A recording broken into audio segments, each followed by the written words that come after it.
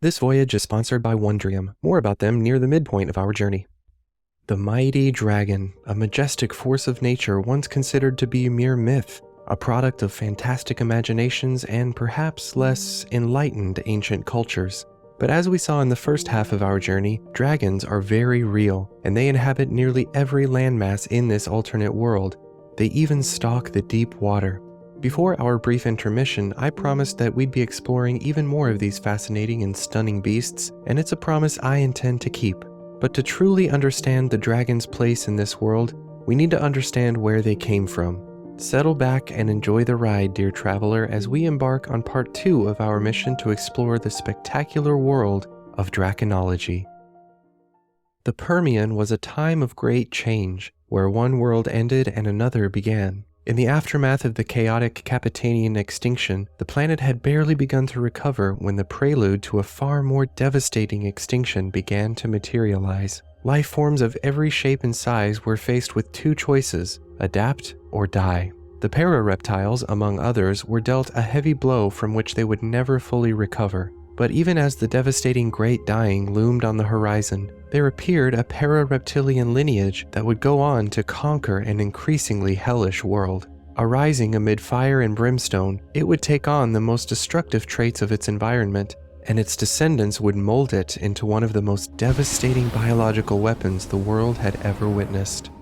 As of right now, the exact origins of the Draconomorpha are not precisely understood. By the end of the Capetanian extinction, the earliest Draconiforms and Serpentiforms were the only surviving Draconomorph lineages. Among other things, they were characterized by a unique respiratory mechanism. Their abdominal ribs, or gastralia, acted as a bellows to pump air in and out of their lungs, effectively allowing them to breathe even while walking, unlike the majority of their cousins. As we saw previously, a similar gastralic pumping mechanism is found in modern-day sea serpents as well as worms, a species we'll be visiting shortly.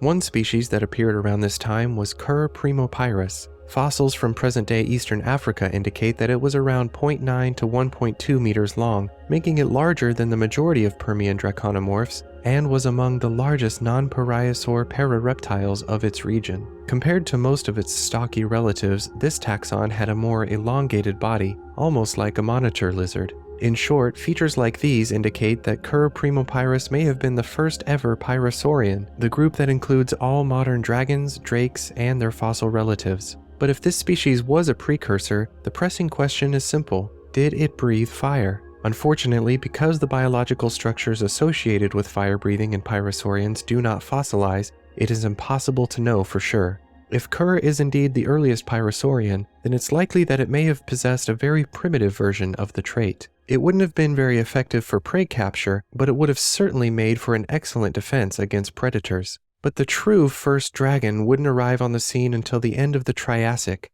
Urdraco onychopteryx. Interestingly though, as with the earliest known pterosaurs and bats, Urdraco is not by any means a transitional form. It possesses a number of derived features and is otherwise nearly indistinguishable from some modern dragons. With a 55-centimeter wingspan, Onychopteryx wasn't a particularly large animal and wouldn't have been much of a match for most predators in its ecosystem. However, in the future, its descendants would go on to conquer the Mesozoic with fire and blood. But now, dear traveler, we've arrived at our next destination. The last part of our journey included two pyrosaurian clades, drakes and true dragons. There is another branch from the fire breathers family tree, but we'll return to them in a little while. Before us now is a member of a clade of draconiforms also known as Wyrms. In truth, the term worm refers to a number of basal draconiform reptiles, and not all taxa within this grouping are closely related. Indeed, similar to the Eureptilian lizards, worms are paraphyletic and are considered more of an evolutionary grade rather than a single clade. Still, it's easy to see why these species were grouped this way. They all share numerous characteristics. Gliding gracefully through the skies above East and Southeast Asia is the Muxianglong, a kind of flying worm. But their name is deceptive. Rather than adopting powered flight as some of their closest relatives did, flying worms are actually gliders. Measuring up to 1.8 meters in length, the Muxianglong is the largest member of this particular clade, but its slender build and low weight allows it to glide from tree to tree by sucking in its abdomen, flaring out its ribs, and moving in a distinctly serpentine motion. Much like the flying snake, its body acts essentially as a parachute. Utilizing these impressive biological adaptations, the Muxianglong is able to glide up to 120 meters at a time, and can even make slight adjustments to its trajectory mid-flight. The fleshy tendrils on its head, hallmarks of this species' appearance in ancient illustrations, serve an as-yet unknown purpose. But while many worms appear very snake-like indeed, nowhere is this similarity more striking than in Cerataspidae, also known as horned worms. This clade is so named because all of its 98 species possess some form of spiny cranial ornamentation. Interestingly, over half of these species are endemic to Atlantis, an archipelago that takes up a good chunk of the Atlantic between North America and northern Africa. Like Lemuria, Atlantis doesn't exist in our reality, or at least not anymore. Our next species, however, is one of the 43 species of Cerataspidae that doesn't live on Atlantis. The greater banded Uktena is native to North America, and at up to 4.5 meters in length, it's one of the largest cerataspid species. Interestingly, while many of the dragons we visited previously are able to breathe fire for hunting and defense, many draconomorph species utilize venom, and the Uktena is no different. Among the para-reptilian draconiforms, venom appears to have arisen on 3 separate occasions. Once in the Ophiosuchia, once in the Samovermids, and once in a clade we'll be seeking out soon, Volcanisauria, or the Wyverns. It's perhaps no surprise then that as the most diverse group of draconiforms, worms exhibit the greatest diversity of venom compositions and delivery mechanisms. In the greater banded Uktena, 2 glands produce slightly different substances that are injected separately via 2 pairs of long, hollow fangs.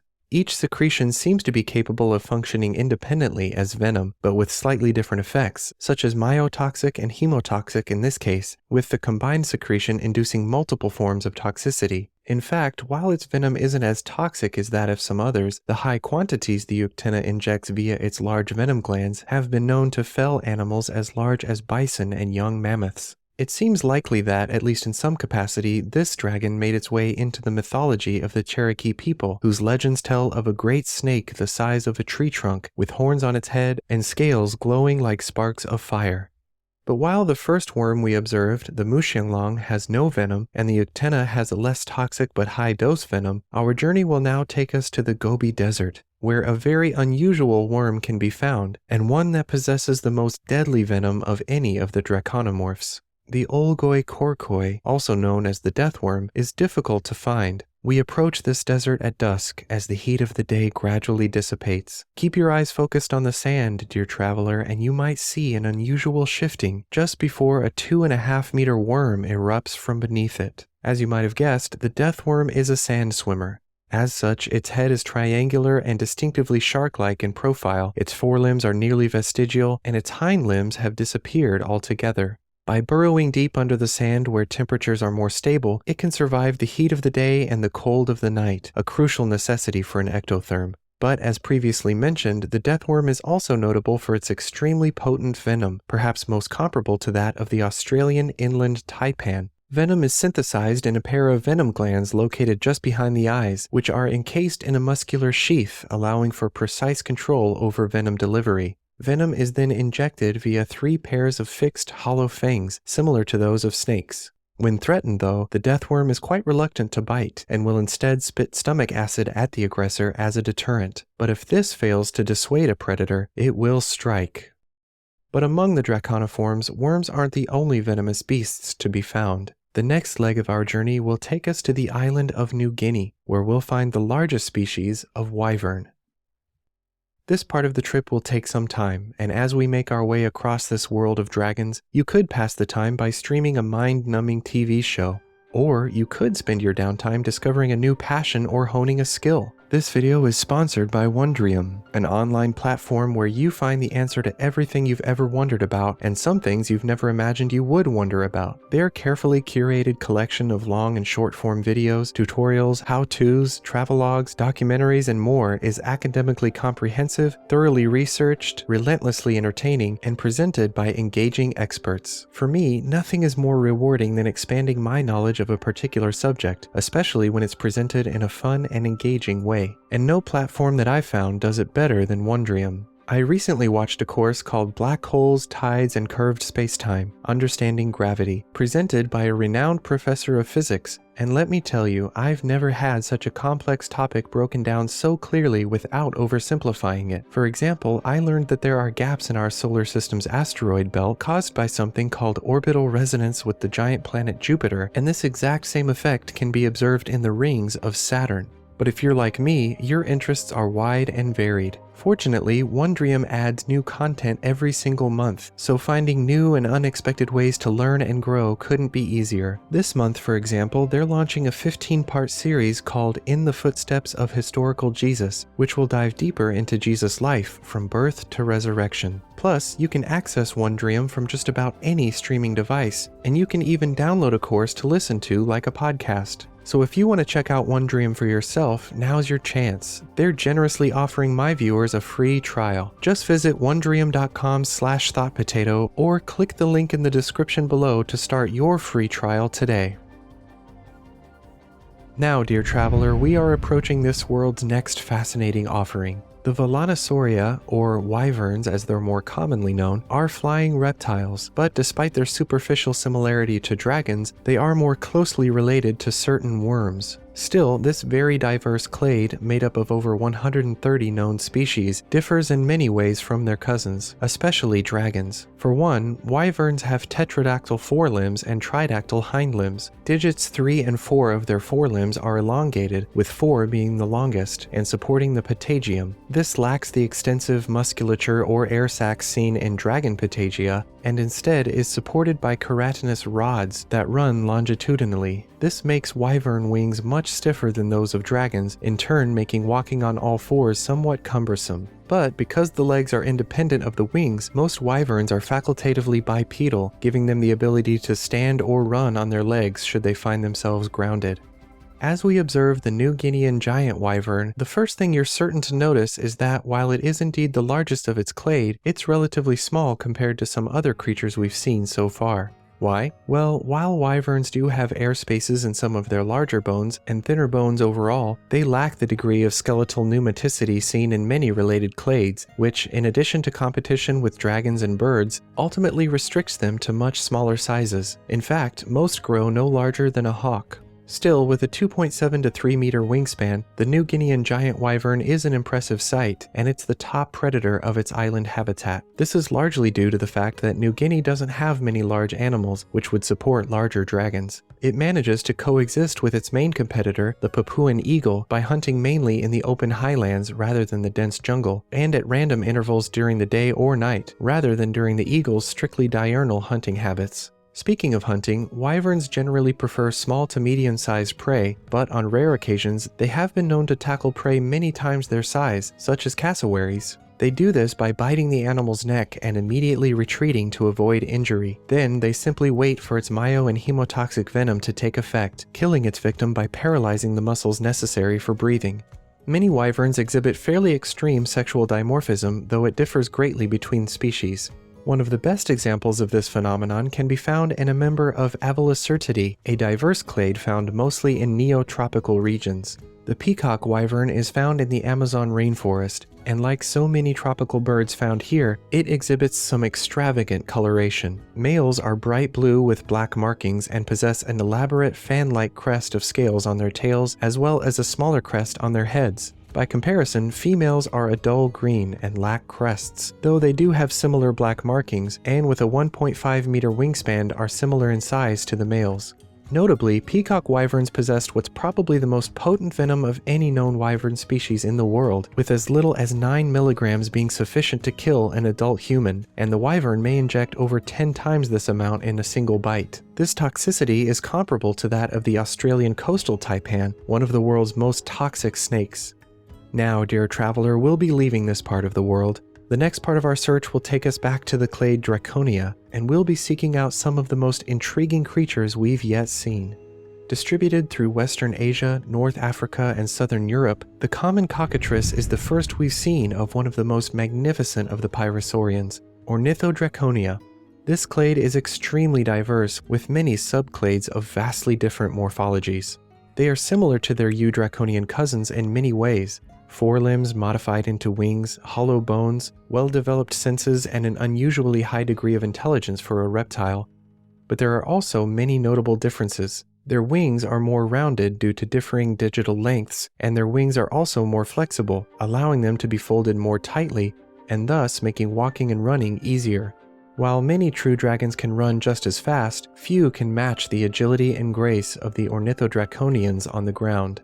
Among other differences, perhaps the most notable is that unlike the true dragons, Ornithodraconians have lost their ability to breathe fire. It's not clear why they would lose such a seemingly valuable trait, but considering that fire breathing among the pyrosaurians likely arose as a simple means of distraction rather than the devastating offensive weapon that the true dragons have modified it into, it's likely that for early Ornithodraconians, it proved too bioenergetically expensive to maintain.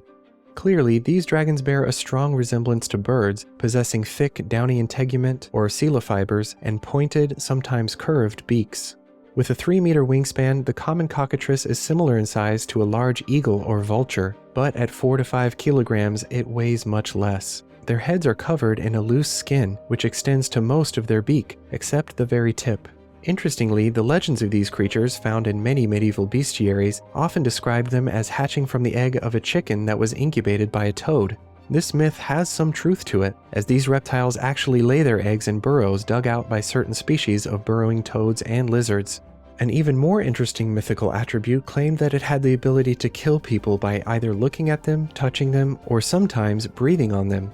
As the cockatrice's spitting attack is known to be especially harsh and irritating, and as the species has a particular penchant for aiming at an aggressor's eyes, it's likely that these abilities were conflated to become the death glare they are erroneously known for. Now though, we'll be traveling once more, but once again, we won't have to go far. Keep your eyes peeled, dear traveler, not to the sky, but to the ground, where our next species spends more of its time.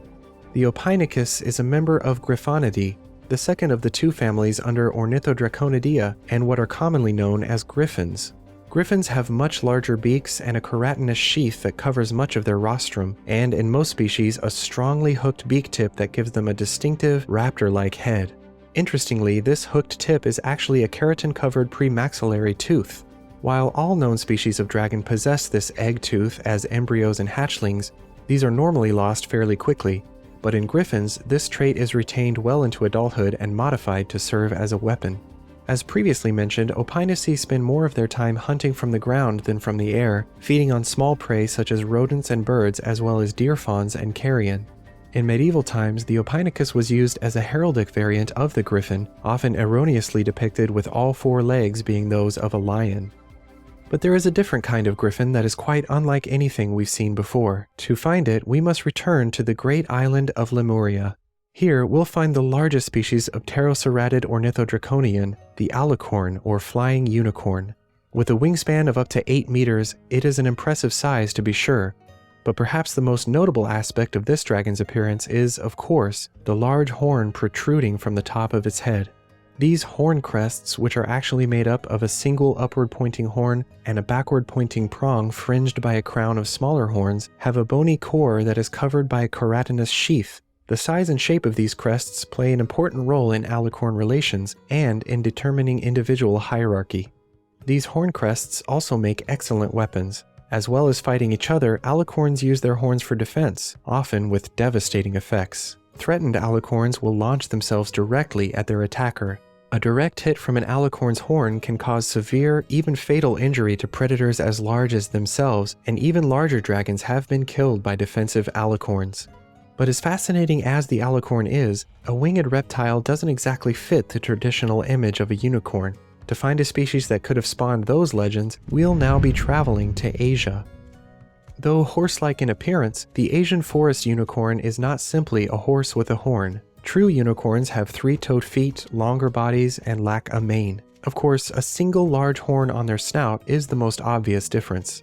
This horn is actually formed from an extension of the frontal bone that is covered in a tough keratinous sheath. In this regard, they are similar to the horns of bovids, but are most similar to the bony horns of brontotheres. Indeed, this family of hippomorph perissodactyls appear to be the sister lineage to, or perhaps even descendants of, brontotheres. At just under 1.5 meters tall at the withers and weighing 250 to 300 kilograms, this species of unicorn isn't the largest, but it is perhaps the most well-known. As you might have guessed, unicorn horns make formidable weapons, and even predators as large as tigers and lions are often gored to death. This species even has a thicker frontal bone that appears to be specifically adapted to withstand hard impacts, allowing it to use its horn as a joust. Able to run at up to 50 kilometers an hour even through fairly dense brush, forest unicorns will often charge headfirst at their attackers and inflict grievous injuries. But even among these bizarre creatures, there is one even more unusual type of horned animal to discover. Resembling a large hare with shorter ears and a single large horn on its head, the Almiraj belongs to the Ceratolagidea, colloquially called jackalopes, a family of lagomorphs endemic to Atlantis. Interestingly, the horns of this family appear to have resulted from a pathological condition. Genetic studies show that the genes responsible for horn growth are actually controlled oncogenes that are in turn derived from a kind of cancer-causing virus. It appears that at some point in the distant past, some individuals were infected with a papillomavirus, which resulted in the formation of keratinous tumors in infected individuals. Over time, the virus appears to have decreased in severity, resulting in the formation of smaller or less obstructive tumors than those with which these unfortunate individuals were forced to contend. Ultimately, the virus appears to have integrated itself into the host's genome, at which point the genes responsible for the tumors came under intense selection pressure. Eventually, instead of growing out of random points on the head, the tumors began to only develop at certain areas of the skin that are especially rich in keratin-producing cells, and typically stopped growing once reaching a certain stage. The Almiraj's horn, which grows out of a single such patch of skin, normally grows to a length of 20 to 25 centimeters, quite large for an animal that is only 70 to 75 centimeters long. Almiraj often scrape their horns against rough surfaces to wear them down, which makes it easier to use them as defensive weapons. Still, unlike many of their relatives such as jackalopes, Almiraj rarely use their horns during combat, instead preferring to box with their front paws, similar to hares. And so, dear traveler, it is here that we must end our journey through this fascinating world. There is much more to discover here, but sadly we'll have to save it for another time. Still, if you'd like to learn more about the world of Draconology, be sure to visit Vicus Rao's DeviantArt page, where new research is published frequently. Until next time, thank you for joining me on this journey, and remember, you matter.